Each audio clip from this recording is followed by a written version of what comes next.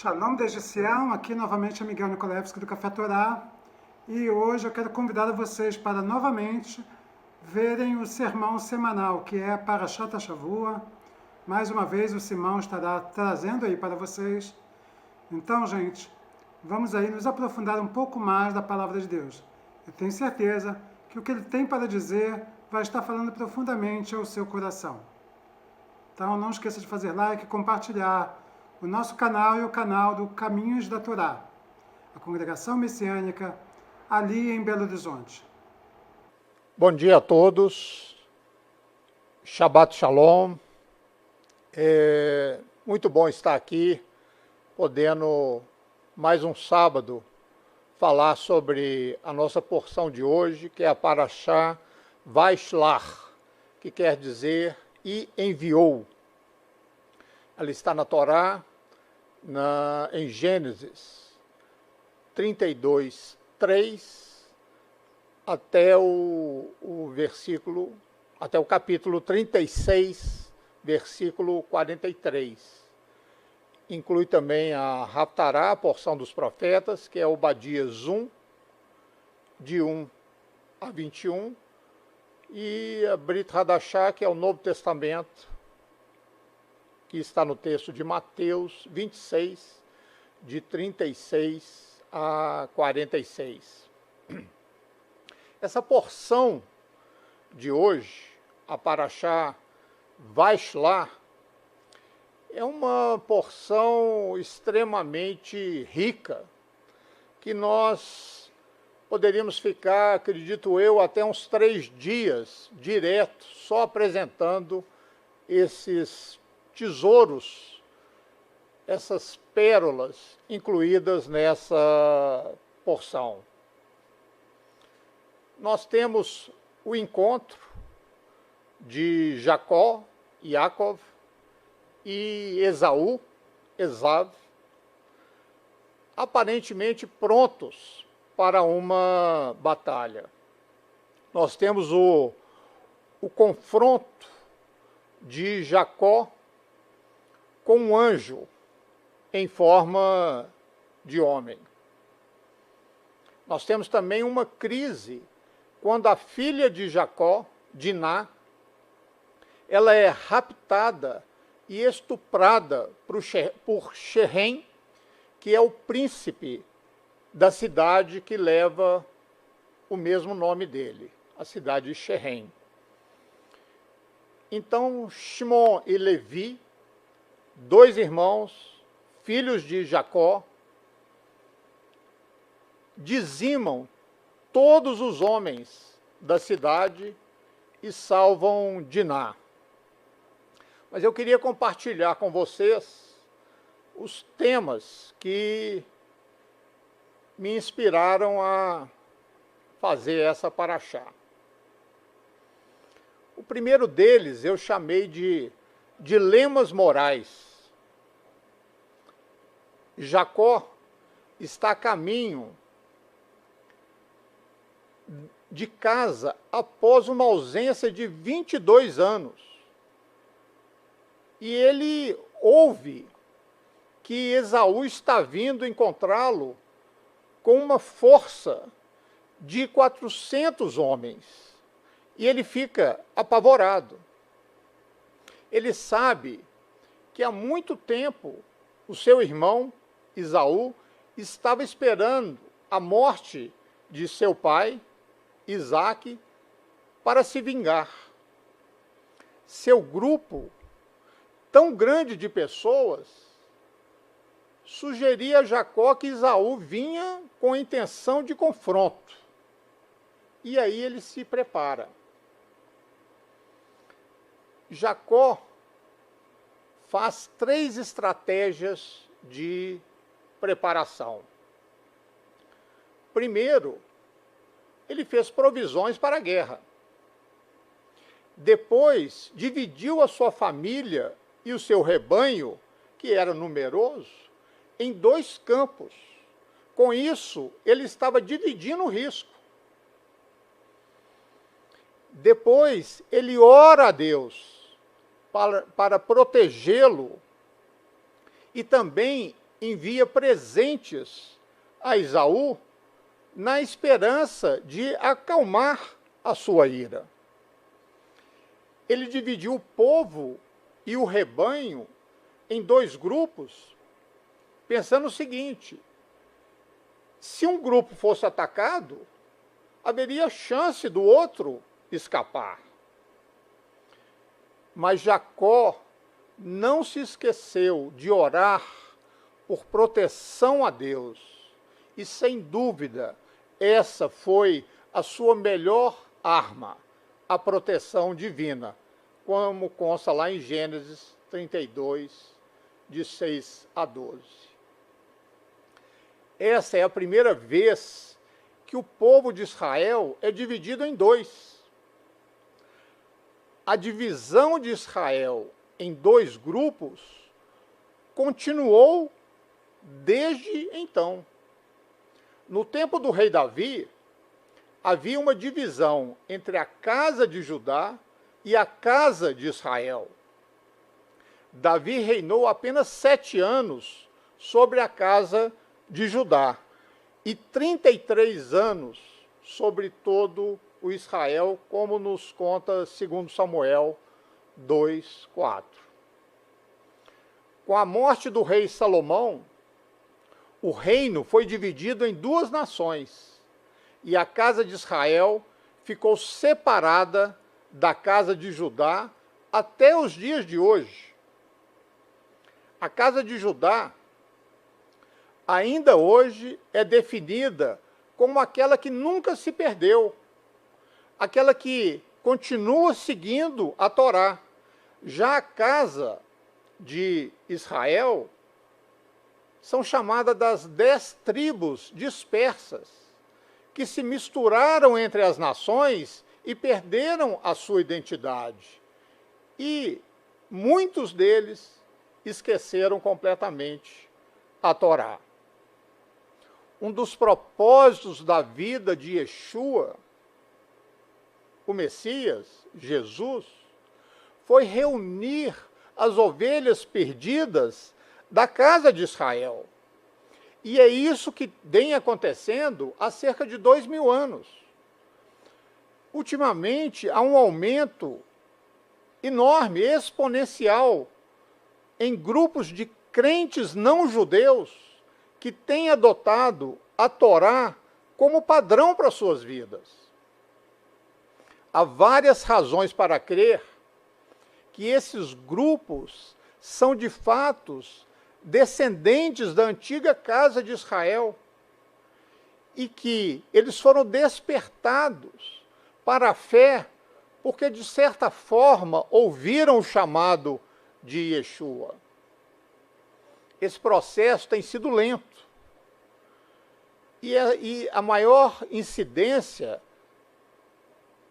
é dos últimos 100 anos, onde muitos perceberam que a palavra do Eterno não mudou, que Yeshua não veio fundar uma nova religião, e sim confirmar o pacto que o Eterno estabeleceu com o seu povo. E esse pacto, ele não é novo, e sim renovado, restaurado. Algo que é renovado, restaurado, tem o propósito de fazer retornar a sua forma original, mas não modificá-lo. O Eterno nos diz, através de Jeremias, que o pacto renovado seria diferente. No entanto, também é fundamental perceber que a palavra do Eterno, ela não muda. Então, como resolver essa contradição? Teremos, então, que atentar para o contexto da Bíblia. Vou colocar aqui para vocês o versículo. Com a casa de Israel e com a casa de Judá, não conforme o pacto que fiz com seus pais, no dia em que os tomei pela mão para os tirar da terra do Egito, esse meu pacto que eles invalidaram, apesar de eu os haver desposado, diz Yahvé. Essa divisão que existe entre a nação de Israel, por isso está ligado a vários outros pontos das Escrituras. As duas cabeças são esses dois grupos, Judá, que é o reino do sul, e Efraim, o reino do norte, que são as 10 tribos dispersas. Outro texto que podemos analisar é a parábola ensinada por Yeshua sobre o filho pródigo. Esse texto geralmente é interpretado pelos cristãos como um retrato de todos nós na figura do filho pródigo. O que, de certa forma, está correto, mas, na verdade, ele tem um significado mais profundo.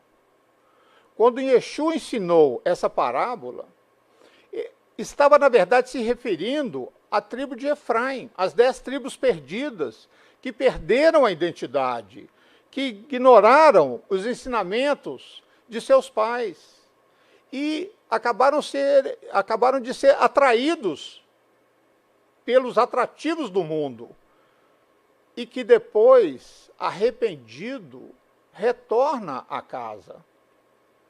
Esse regresso à casa tem sido feito de forma gradual, há 2000 anos, e traduz nesse despertar que vem se espalhando pelo mundo, que é o chamado de Yeshua para voltarmos à origem das Escrituras e caminharmos segundo as instruções do Eterno.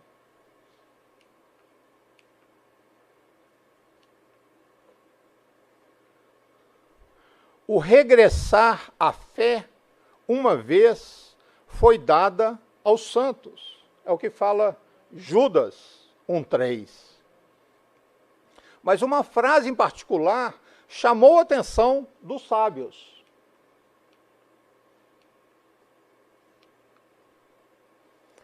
Jacó estava com muito medo e angustiado. Está lá em Gênesis 32:7. Se Jacó estava com muito medo, ele estava angustiado. Então, por que usar duas palavras que praticamente estão dizendo a mesma coisa? Segundo a explicação dos sábios, Jacó estava com muito medo de ser morto. Ele estava angustiado porque ele não queria ter que matar. O medo de Jacó, ele era físico, era o medo da morte. A sua angústia era moral, o medo de que ele fosse forçado a ter que matar seu irmão. Existe uma regra na lei judaica que se alguém vier matar você, você deve matá-lo primeiro. Está lá em Sanhedrin 72a. Porque este é um princípio básico da legítima defesa. E sem esse direito, não pode haver direito à vida. Por que então Jacó estava angustiado, temendo matar?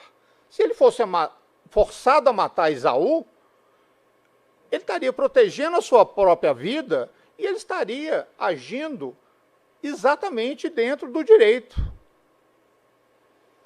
No entanto, Jacó temia que pudesse matar também outros homens de Esaú, além do próprio Esaú. E houve algo semelhante lá em Gênesis 15, que aconteceu na paraxá que nós já vimos, Lerá, e no capítulo 14, ele vai descrever a vitória de Abraão sobre os 4 reis para resgatar seu sobrinho Ló.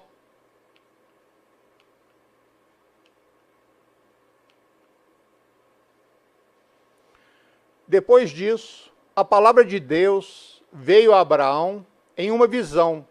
Ele disse: Não tenha medo, Abraão, eu sou o seu escudo, sua recompensa será muito grande. Está lá em Gênesis 15, 1. O que será que Abraão temia? Ele acabara de ser vitorioso na batalha. Ele não tinha motivo nenhum para temer. E um comentário diz, o medo de Abraão, depois de matar os reis na batalha, foi o pensamento dele ter violado um mandamento divino, que diz, quem derramar sangue de homem, pelo homem terá o seu sangue derramado, porque Deus fez o homem à sua imagem. Outro comentário diz o seguinte, Abraão estava cheio de dúvida, pensando com ele mesmo, talvez houvesse um homem justo ou temente a Deus entre aquelas tropas que eu matei. Os problemas morais costumam ter a forma de que isso é a coisa certa a fazer nesta determinada circunstância. Mas um dilema moral é diferente. O dilema não é simplesmente um conflito. Existem muitos conflitos morais. Por exemplo, podemos fazer um aborto para salvar a vida da mãe? Devemos obedecer ao pai quando ele nos orienta a fazer algo proibido pela Torá? Podemos profanar o Shabat para prolongar a vida de um paciente em estado terminal? Essas perguntas, elas têm resposta. Existe um conceito do que é certo e do que é errado. Mas um dilema é uma situação na qual não existe uma resposta certa.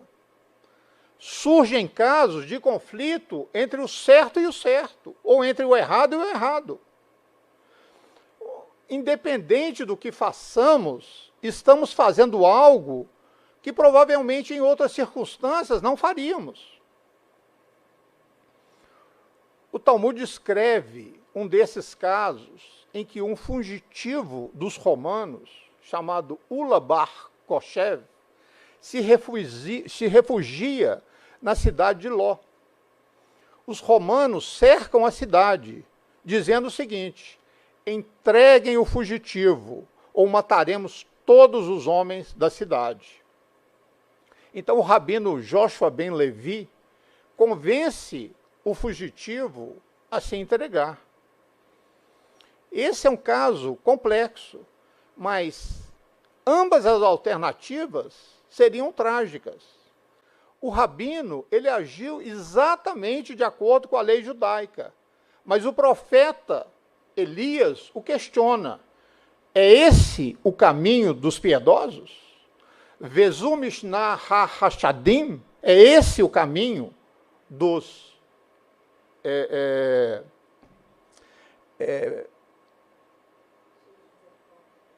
esse o caminho dos piedosos? Jean Paul Sartre, falando de decisões existenciais, ele deu o exemplo de um francês. Durante a guerra, ele tem uma mãe idosa, ela está enferma, não tem ninguém para cuidar dela, e ele deveria se juntar à resistência francesa ou ficar cuidando da mãe. Não existem respostas fáceis nesses casos. Se fosse fácil, não seria um dilema. Há momentos em que um bom ser humano, mesmo que faça a coisa certa, ele experimentará a angústia, o arrependimento, e sofrerá dores da consciência, mesmo sabendo que foi justificado pelo que fez. Um dos exemplos claros está no livro Seventh Day, o sétimo dia, que relata as discussões entre israelenses após a Guerra dos 6 Dias. embora eles tenham alcançado uma vitória impressionante, né, que consta na história, o tom predominante é de angústia. Eles foram forçados a matar muitos para defender o seu país, o seu povo. Mataram, mas isso os fez carregar uma angústia por anos e anos. Esse estado de espírito nasceu milhares de anos atrás, quando Jacó, pai do povo judeu, experimentou não apenas o medo físico da derrota, mas também o sofrimento moral da vitória. Somente aqueles que são capazes de sentir ambos os lados, tanto o medo físico da derrota, quanto o sofrimento que causou, mesmo tendo a vitória, somente esses que conseguem sentir os dois lados é que conseguem defender os seus corpos sem colocar suas almas em perigo. Estamos vivendo um tempo de medo, de angústia, de incerteza quanto ao futuro e também quanto ao presente. Não sabemos o que vem pela frente nos próximos 30 dias. Estamos vivendo um tempo onde a ansiedade tem dominado a maioria das pessoas. Se este é seu caso, a Torá tem algumas sugestões para que sua alma seja curada. Mas antes, eu quero falar sobre mais um tema.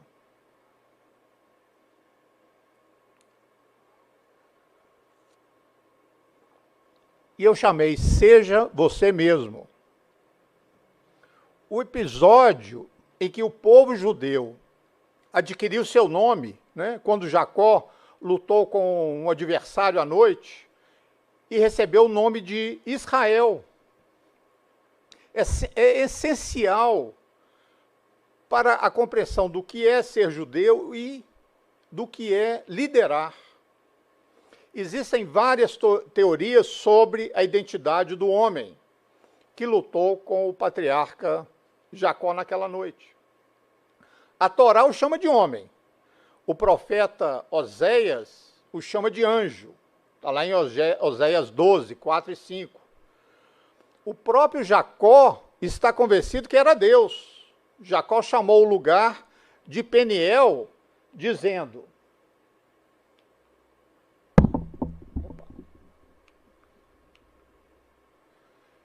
é porque vi Deus face a face, mas a minha vida foi poupada. Jacó nasceu agarrado ao calcanhar de Esaú. Ele comprou o direito de primogenitura de Esaú. Ele roubou a bênção de Esaú. Quando seu pai, cego, perguntou quem era, ele respondeu: eu sou Esaú, seu primogênito. Jacó era a criança que queria ser Esaú. Por quê? Porque Esaú era mais velho. Porque Esaú era mais forte, fisicamente maduro, caçador, e acima de tudo, porque Esaú era o favorito de seu pai.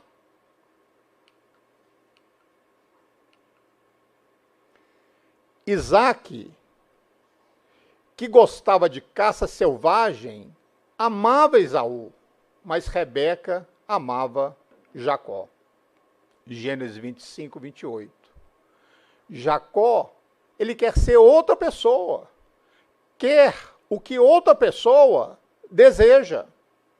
O resultado é a tensão entre Jacó e Esaú, e ela vai aumentando de forma insuportável. Quando Esaú descobre que Jacó recebeu a bênção que Isaac tinha reservado para ele, e aí ele jura matá-lo quando Isaac não estiver mais vivo. Jacó realmente prejudicou o seu irmão. Isaac diz a Esaú: seu irmão veio enganosamente e recebeu a sua bênção, Séculos depois, o profeta Oséias diz o seguinte: o Senhor também com Judá tem contenda e castigará Jacó, segundo os seus caminhos, segundo as suas obras o recompensará. No ventre pegou do calcanhar de seu irmão, e na sua idade varonil lutou contra Deus. Lutou com o anjo e prevaleceu. Chorou, lhe fez súplicas. Em Betel o achou e ali falou Deus com ele. Jeremias usa o nome de Jacó como sinônimo de alguém que pratica o engano.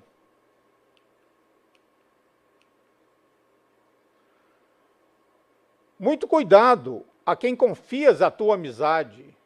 Nem mesmo teus parentes merecem o teu crédito.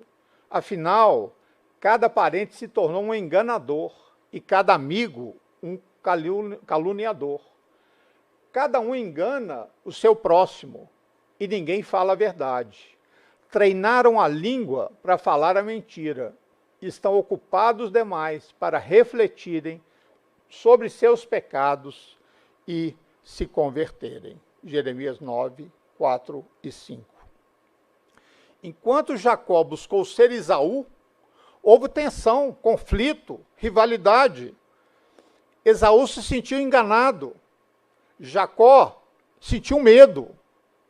Naquela noite, prestes a se encontrar com Esaú, Jacó luta consigo mesmo e finalmente joga fora a imagem de ser Esaú que carregou por todos esses anos. Joga fora a imagem da pessoa que ele desejava ser. Esse é um momento crítico na vida de Jacó. De agora em diante, ele se contenta em ser ele mesmo.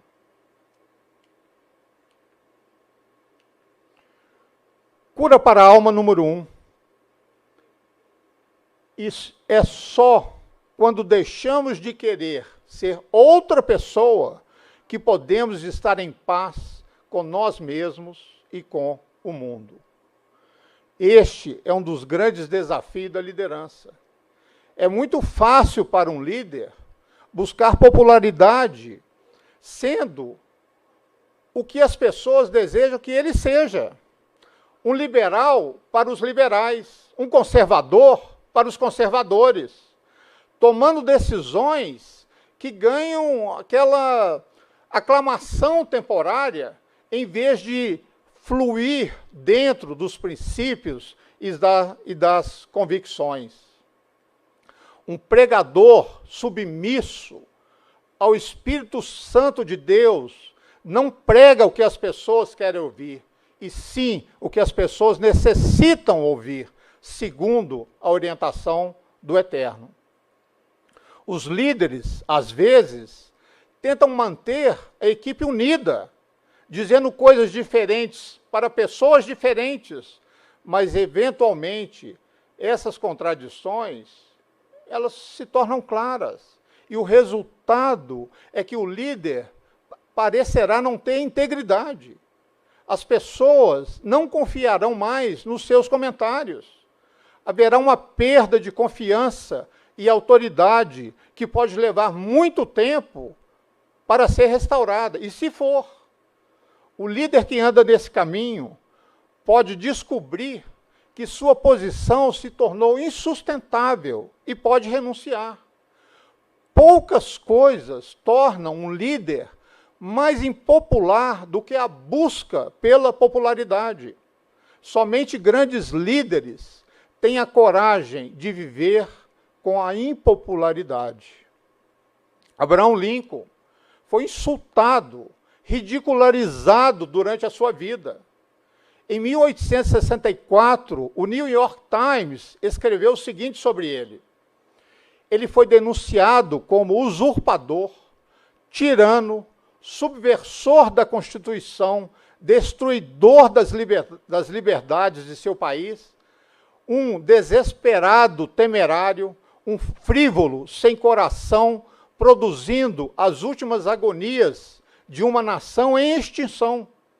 Isso está no livro de John Kane, The Politics of Moral Capital, publicado pela Universidade de Cambridge em 2001. Winston Churchill, até se tornar o primeiro-ministro, durante a Segunda Guerra Mundial, havia sido considerado um fracasso. Após a guerra, ele foi derrotado nas eleições de 45.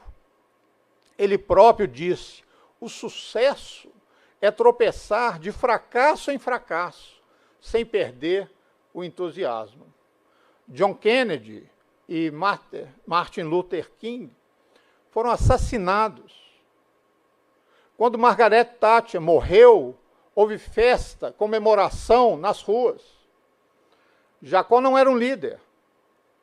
Ainda não havia nação para ele liderar. Ainda assim, a Torá faz um grande esforço para nos dar uma visão da sua luta por sua identidade. A palavra avot, usada para descrever Abraão, Isaque e Jacó, ela não significa apenas pais, apenas patriarcas, mas também significa modelos, arquetipos. Não é fácil superar o desejo de ser outra pessoa, de querer que o outro tem, de ser o que o outro é. A maioria de nós tem esses sentimentos de vez em quando. René Girard, no seu livro A Violência e o Sagrado, publicado em 1988, ele argumenta que esse tem sido a principal fonte de conflito de toda a história e que pode levar uma vida inteira essa luta antes de sabermos quem somos e uma luta até renunciarmos ao desejo de sermos quem não somos. Mais do que qualquer outra pessoa em Gênesis, Jacó está cercado de conflitos, não apenas entre ele e Esaú, mas entre ele mesmo e Labão, entre Raquel e Lia, entre seus filhos, entre José e seus irmãos.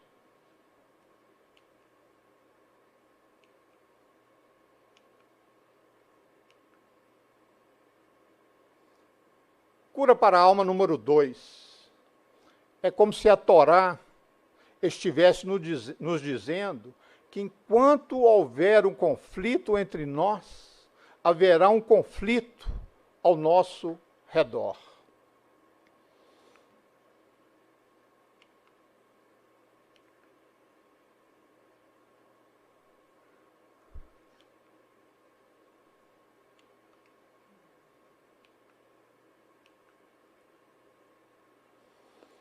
Temos que resolver a tensão em nós, antes de tentarmos resolver a tensão entre outros. Precisamos estar em paz conosco, antes de podermos estar em paz com o mundo. Isso é o que acontece na Paraxá, na porção dessa semana. Após sua luta corpo a corpo com o estranho, Jacó passa por uma mudança de personalidade. Jacó devolve a Esaú a bênção que ele tirou dele. No dia anterior, ele havia devolvido a bênção material, enviando aquela quantidade de cabras, ovelhas, carneiros, camelos, vaca, touro, burro. A parte material, ele já tinha devolvido como presente. Nós erramos e temos que corrigir o nosso erro. Não adianta só orar. Se não tivermos uma atitude de corrigir aquilo que erramos, mesmo que seja no passado, a nossa vida não anda. Continuaremos a ter conflitos.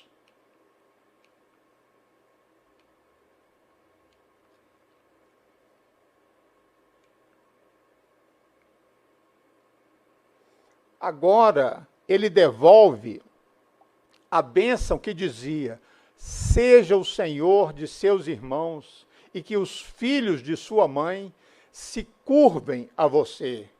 Jacó se curva 7 vezes para Esaú. Ele tanto devolve o lado material quanto o lado espiritual. Cessou o conflito. Ele chama Esaú de meu senhor.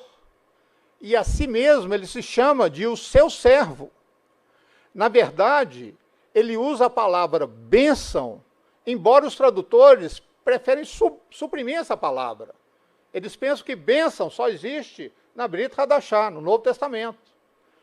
Ele diz: por favor, receba minha bênção que foi trazida a você. Gênesis 33, 11. O resultado é que os 2 irmãos se encontram e se separam em paz. Acabou o conflito. Se o líder não estiver seguro e confiante da sua identidade, os conflitos vão persistir. Mesmo que o líder se veja como um pacificador, os conflitos irão persistir enquanto não houver restituição, enquanto não houver atitude. A única resposta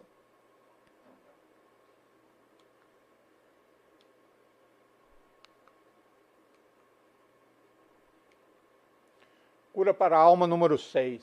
A única resposta é conhecer a si mesmo, lutar consigo mesmo, como Jacó fez naquela noite, rejeitando a pessoa que você gostaria de ser, mas não é.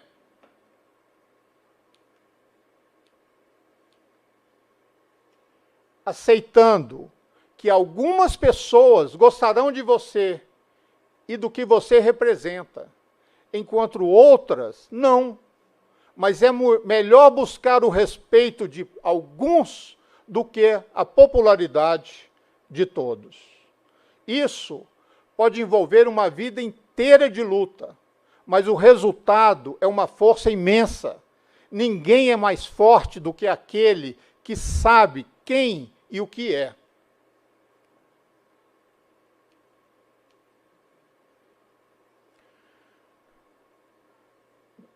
Disse mais Jacó: ó Elohim de meu pai Abraão, Elohim de meu pai Isaque, ó Yahvé que me disseste: volta para a tua terra e para a tua parentela, e eu te farei bem. Não sou digno da menor de todas as tuas beneficências e de toda a fidelidade que tens usado para com teu servo, porque com o meu cajado passei esse Jordão, e agora volto em 2.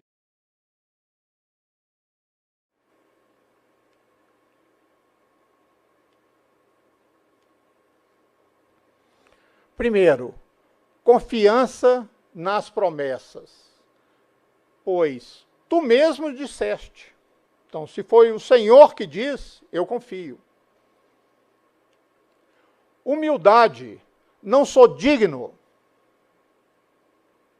Sinceridade, porque eu o temo.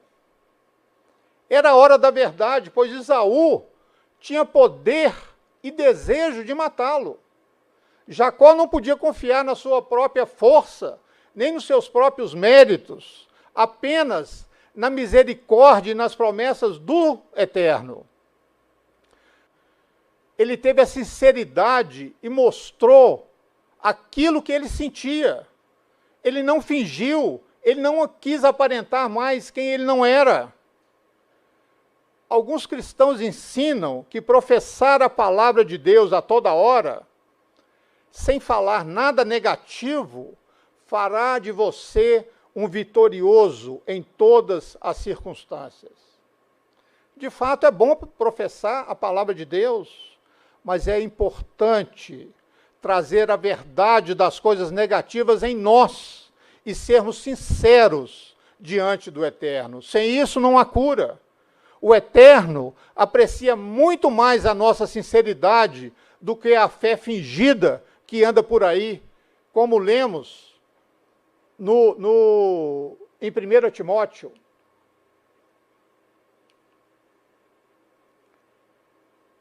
1 Timóteo 1, 5 e 6. O alvo dessa orientação é o amor que procede de um coração puro, de uma boa consciência e de uma fé sincera. Alguns, contudo, se desviaram desses princípios e se entregaram a discussões sem valor algum. Continuando ainda em Timóteo, da mesma forma, trago na lembrança a sua fé não fingida, que primeiro habitou em sua avó Lóide e em sua mãe Eunice, e estou convencido de que também habita em você. Não vale a pena fingir perante o Eterno. Se temos medo, é melhor não ocultar, é melhor ser sincero diante dele e contar toda a verdade sobre você a ele. Na luz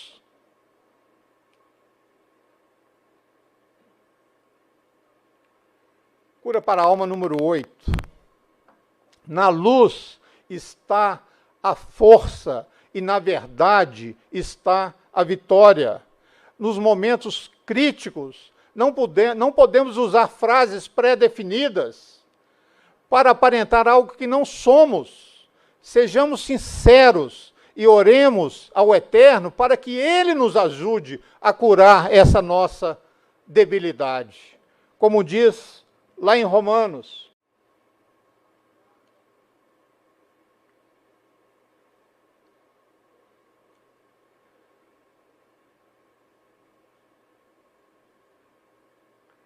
do mesmo modo, também o Espírito nos ajuda na fraqueza, porque não sabemos orar como deveríamos, mas o Espírito mesmo intercede por nós com gemidos inexprimíveis.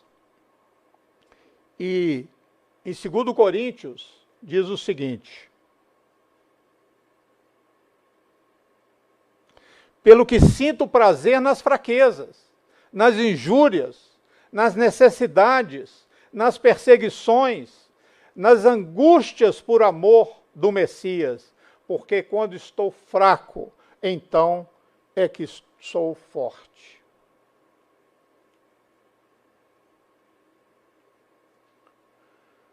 Seguindo, cura para a alma número 9. Na nossa debilidade está a força, porque ali desenvolvemos uma relação de dependência e de confiança com o Todo-Poderoso. O Eterno colocará Jacó numa situação de crise. Atrás dele estava Labão, diante dele estava a promessa de vingança de Esaú. A única esperança de Jacó era unir-se, era juntar-se mais ao Eterno, para que ele pudesse passar na prova.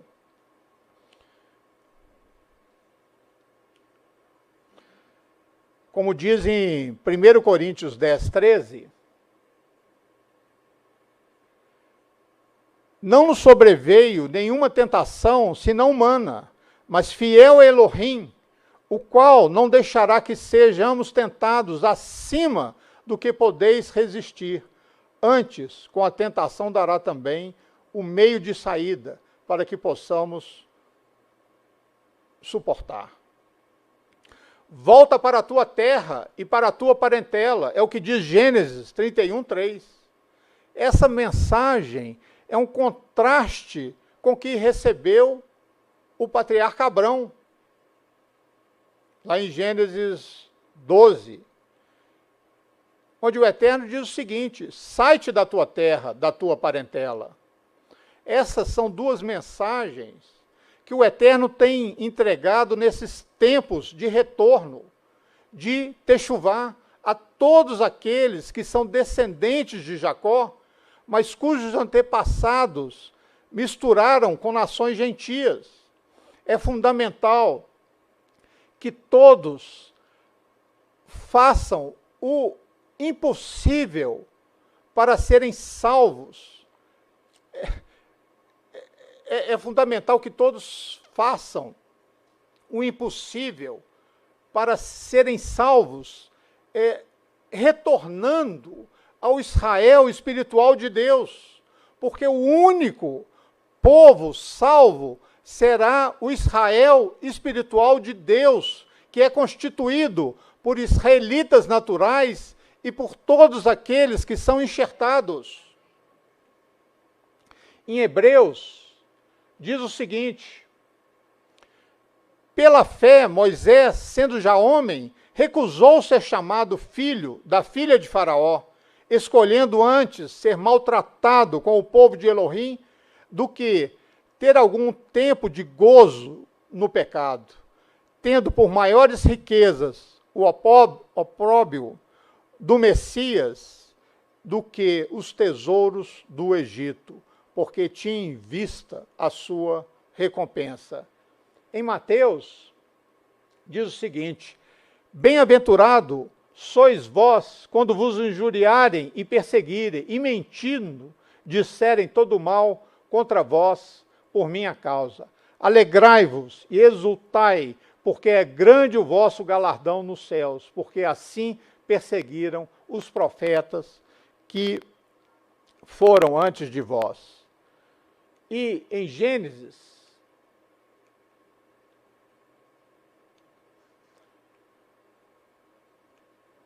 diz o seguinte: foste tu com efeito que disseste, eu te cumularei de bênçãos e tornarei a tua descendência como a areia do mar, que não se pode contar, de tão numerosa. O Eterno disse coisas a Jacó que não tinham sido ditas ou escritas até então.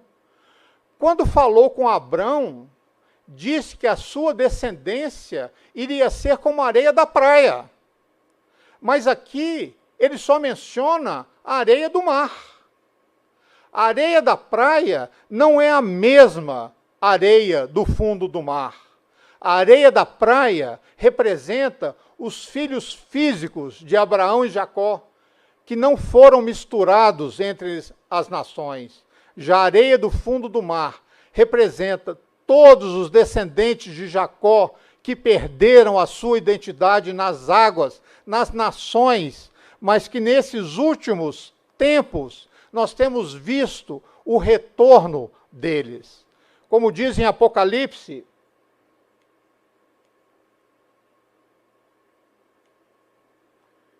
então irou-se tremendamente o dragão contra a mulher e partiu para atacar o restante da sua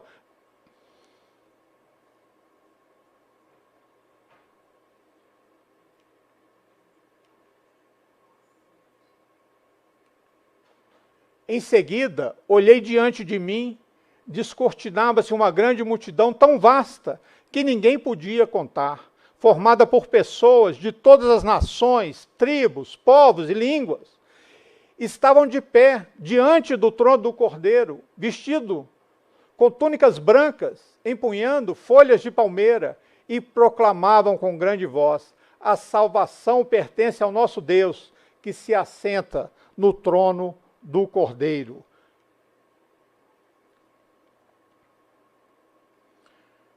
E por fim, Apocalipse 14b.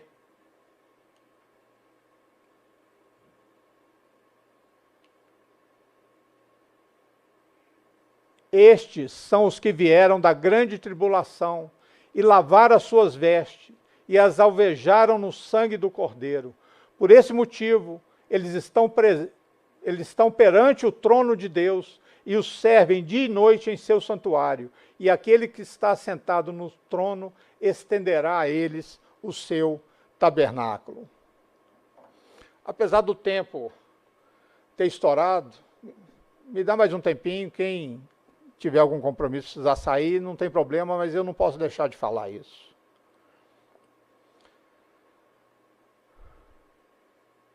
E é mais uma instrução de cura para a alma. A luta de Jacó e o anjo foi uma luta de poder. Quem iria dominar sobre a vida de Jacó? O próprio Jacó ou o Eterno? Qual foi a missão desse anjo?